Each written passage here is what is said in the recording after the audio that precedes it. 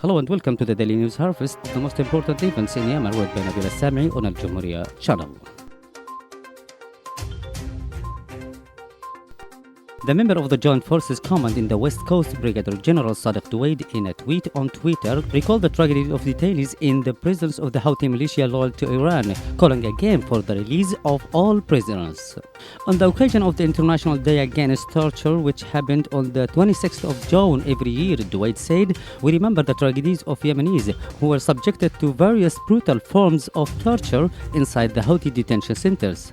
According to reports and frequent testimonies, hundreds of detainees, including women, were subjected to brutal methods of tortures in the Houthi prisons, some of which led to the deaths of detainees, including some that reached to the rape of women. The resistance spokesman renewed the call for the release of all prisoners and detainees and dealing with them in accordance with humanitarian law.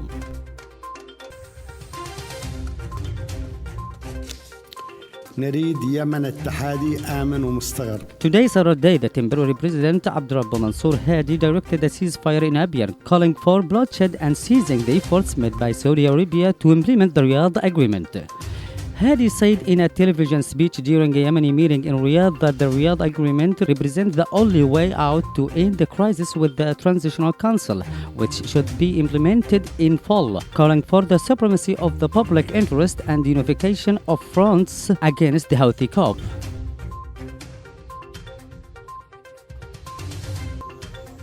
The Joint Forces shot down a Houthi militia drone in the sky of Durham city south of Hodeidah today, Saturday, while flying over the city, as militias affiliated with Iran continue to violate the ongoing international truce in an attempt to eliminate peace efforts and veto the United Nations-sponsored agreement.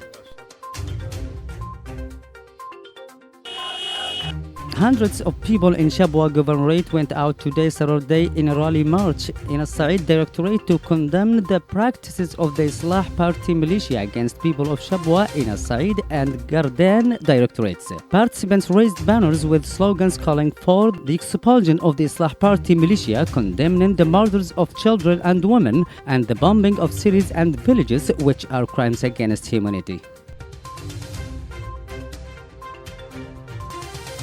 Two children died today, Saturday, when an explosive device from the remains of the Houthi terrorist militia exploded in Azila area, Morais district north of Adala Governorate, while they were playing near their house. The two children, Majdi Musad Abdurrahim Al-Muraisi, 7 years, and Bashriya Saleh Al-Yais, 15 years old, belonging to one family. End of the news. Thanks for following. Goodbye.